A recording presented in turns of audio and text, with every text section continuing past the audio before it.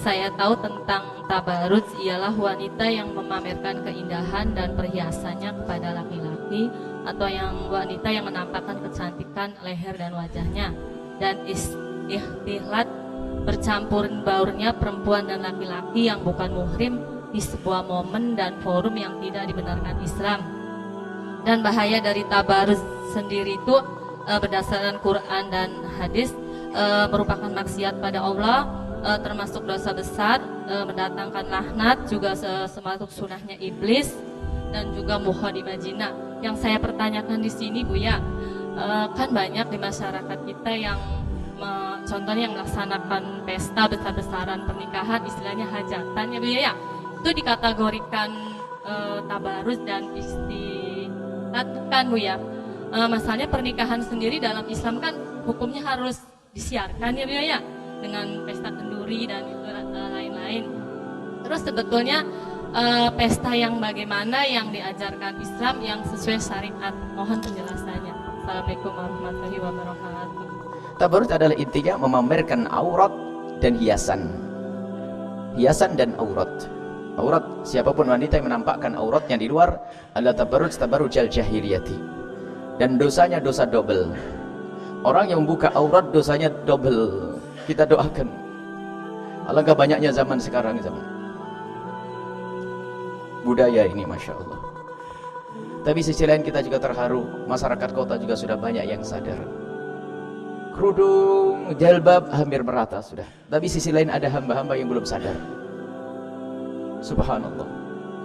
Semoga Allah berikan bimbingan dan petunjuk kepada siapapun. Kita tidak merendahkan dan menghinakan siapapun.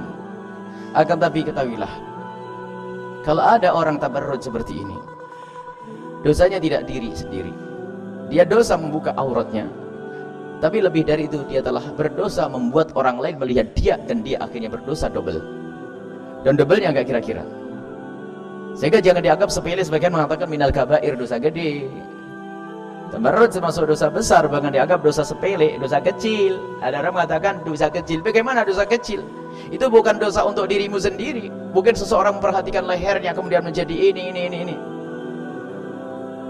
Mungkin seorang wanita yang tabarruj, yang membuka auratnya seperti itu akan berkata, loh kenapa kau lihat saya? Lah kalau memang tidak pengen lihat, kau dikunci di kamar sana atau hidup di hutan sana, kan begitu. Sudah begitu kadang-kadang malah berkata, yang penting kan hatinya bersih. Wah ini lebih jahat lagi, dipikir yang kerudungan hatinya jelek semuanya. Tidak malu bang, kadang-kadang orang yang penting kan hatinya bersih. Memang Siti Aisyah, Siti Fatimah hatinya kotor sampai beliau harus rapat, harus menutup aurat. Nah ini, ayo kita didik anak-anak kita. Tolong jangan menilai orang lain. Kalau kita melihat tetangga kita masih seperti itu, kita doakan, bukan untuk dihinakan. Akan tapi ini, lihat, bagi orang yang terbuka hatinya harus sampaikan itu. Dosamu double kalau engkau membuka aurat di depan kaum laki-laki. Bukan dosa untuk dirimu, bukan satu orang, dua orang, tiga orang, empat orang yang melihatmu.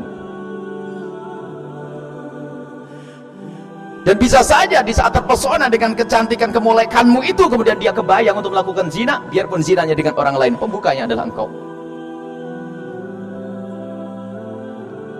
Ya.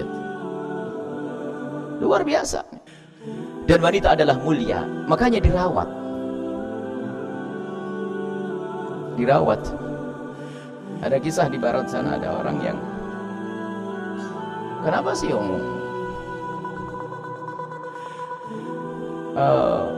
kok harus rapat-rapat begitu? Kan cantik sayang dilihat orang ini. Kan cantik katanya. Ngapain dia harus ditutup? Ini kok ada apa memangnya dengan ditutup? Kalau dialog sama orang begitu, ini contohnya seorang syekh. Ini seorang syekh lagi diajak ngobrol sama orang kafir yang mengkritisi tentang kenapa perempuan Islam kok harus pakai rapat-rapat begitu. Akhirnya sang syekh itu punya dua coklat, yang satu dibuka, yang satu ditutup, dijatuhkan di lantai. Ya syekh, Pak tolong ambil, itu pilih yang mana? Pilih yang ditutup. Lah yang dibuka sudah enak, tinggal makan. Oh enggak, enak yang ini bersih nih. Oh, sama. Jadi kalau diajak dialog pakai dalil, dia tidak ngerti Al-Quran ya. Kenapa dia harus ngambil coklat yang masih dibungkus? Kok tidak yang sudah dibuka tinggal ngelahap tok? Kenapa juga repot ini ceritanya? Kenapa salaman aja kok susah banget? Perempuan aja salaman kok kayak apa saja? Baik, itu punya Ratu Elizabeth itu. Siapa yang bisa salaman dengan dia? Semua orang bisa salaman? Ya enggak dong. Wah berarti wanita muslimah kayak ratu. Tidak diobral di mana-mana, bingung dia. Jadi sebetulnya kemuliaan kadang-kadang diterjemahkan oleh pendengki dengan kerendahan.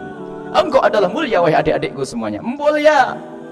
Jangan jadikan mata-mata jalang itu menyaksikanmu, melihatmu dengan syahwatnya, memperhatikan dengan, sehingga wanita mulia itu disaksikan kemolekannya oleh orang merasa marah. Itu izzah, iffah. Ada apa kau lihat aku? Dia merasa tidak nyaman di saat disaksikan kecantikannya. Kenapa? Dia tahu bukan untuknya. Dia main-main. Sebenarnya hanya martabat saja. Yang berani menikmati mataku dalam keadaan haram, dia bisa menikmati lebih jauh dari itu. Apa bedanya mata dengan ini? Apa bedanya dengan ini? Kalau sudah berani kurang ajar, berarti dia lebih baik. Kalau ada kesempatan, dia lebih kurang ajar lagi. Sebetulnya dia menghinakan. Sementara dirimu harus dilihat dengan cara halal. Qabiltu nikahaha. Baru wanita mulia dalam Islam. Gak ada pendidikan seindah dalam Islam. Baik. Kemudian tabarruj wahai adik-adikku semuanya. Kita galakkan sekarang bagaimana rasa malu kita tanamkan di anak-anak kita. Rasa malu kita tanamkan di saudari-saudari kita. Ini kemuliaan, jangan dianggap itu sepele. Agar tapi bertahap ya. Jangan sampai pulang di rumah anaknya dirotan semuanya. Kamu tidak pakai kerudung. Wah, dipikir, oh mama tadi makan apa nih? Jadi halus, lembut, indah. Ini majelis semuanya. Mereka itu sebab yang kami teriakan tadi pagi. Banyak orang membuka aurat karena apa? Ada dua manusia yang melanggar Allah karena dia tidak mengerti. Yang kedua karena dia lupa. Ada tiga. Yang kedua karena lupa, ditutup dengan amal baik. Yang ketiga karena kesombongan. Yang paling rendah sombong. Orang melakukan kemaksiatan karena sombong. Sombong dengan syariat. Wah, ini adalah hina dan hina. Yang martabat selanjutnya adalah orang yang melakukan kemaksiatan karena dia tertipu dengan kebaikan yang sudah dilakukan. Mungkin dia adalah ahli sholat, ahli ibadah, sehingga apa? Urusan yang lain jadi ngentengin. Dia tertipu, dipikir dia sudah bisa masuk surga dengan sholatnya. Mungkin dia adalah orang yang sangat baik, puasanya tidak pernah putus, bangun malamnya tidak pernah putus, mungkin sedekahnya banyak, sehingga dia melakukan dosa yang lain, nggak sadar. Jadi dia melakukan dosa karena tertipu dengan amal baiknya. Tadi pagi kita sampaikan. Yang pertama itu sangat mudah, dia melakukan kemaksiatan karena memang tidak mengerti, tidak mau, tidak tahu, karena lingkungan tidak punya ilmu. Kami kisahkan, kami survei ke satu tempat, survei tanah, mau lihat tanah untuk pondok pesantren. Setelah kita keluar dari lokasi tanah, rupanya ibu-ibu di kampung itu yang di pinggir jalan tadi itu ada berdiri, pakai celana pendek, rok pendek, pakai celana ngaco bajunya. Cuman badan Buya minta foto mau ini. Subhanallah. Kami yakin mereka itu pakai celana pendek begini bukan karena menantang Allah, karena tidak ngerti ilmu, karena lingkungannya seperti itu. Bahkan ada yang malu fotonya di belakang, saya di belakang saja. Karena dia nggak bener, nggak pantas betul di depan. Sehingga dia begitu dengan, dari mana kamu kenal? Jadi ada ngelihat dari Facebook, ngelihat dari ini, cerita begitu. Jadi dengan kepolosannya orang kampung pakai celana seperti itu bukan karena dia tidak ngerti ilmu. Maka mudah orang ini suruh duduk pengajian 2 kali sudah rapi orang itu. Karena apa? Hatinya insaf, polos. Makanya jangan merendahkan siapapun. Kalau kita menemukan ada orang di pinggir jalan dengan batu seronok sebagainya, mungkin dia lingkungannya yang tidak mendidik dia, mungkin dia belum mengerti, mungkin. Cuman ilmu tadi untuk kita ini loh. Jangan sampai kita melakukan kemaksiatan karena kesombongan atau karena tertipu dengan amal kita. Sudah merasa ahli surga, mentang-mentang istrinya kiai, anaknya kiai, misalnya bapakmu bisa nolong, atau dia sudah punya amal baik. Saya sudah punya santri banyak 20. Kalau santri 20 kan bisa nolong saya, nanti biarin saya dosa-dosa. Ya nggak bisa begitu. Banyak yang tertipu karena dia sudah punya amal baik sehingga dia melakukan kejahatan, keharaman. Termasuk tadi membuka aurat itu, hati-hati ya. Halus kalau ngajak orang, tapi ingat tabarruj jahiliyah itu yang dimurkai Nabi dan termasuk dosa besar yang demikian itu. Jangan main-main. Kemudian bagaimana urusan pengantin? Pengantin sama, ada pengantin. Pengantin adalah qabil itu nikah. Resepsi nyembelih kambing, nyembelih onta boleh, nyembelih apapun boleh, nyembelih kerbau, nyembelih ini boleh. Tapi ingat, resepsi harus islami. Tidak boleh ada yang buka aurat lalu menyaksikannya. Kalau seandainya harus bertemu antara mempelai laki perempuan, kemudian menemui tamu yang wajar. Dan bercampurnya laki dengan perempuan itu ada syarat-syaratnya sehingga menjadi tidak haram. Antara laki dengan perempuan yang bukan mahramnya, mahram ya bukan muhrim, yang bukan mahramnya, lagi perempuan yang bukan mahramnya, itu berduaan mutlak haram. Kalau berduaan, yang ketiga adalah iblis. Jika barang-barang begini dengan 5 syarat baru tidak dosa. Syarat yang pertama adalah semuanya menutup aurat. Kalau ada pertemuan kok di situ ada yang tidak menutup aurat, haram semuanya. Ada 5 syarat. Pertemuan ikhtilat ada ikhtilat haram, ada ikhtilat tidak haram. Ikhtilat yang haram bercampur yang haram adalah jika tidak memenuhi 5 syarat. Syarat yang pertama adalah semuanya harus menutup aurat.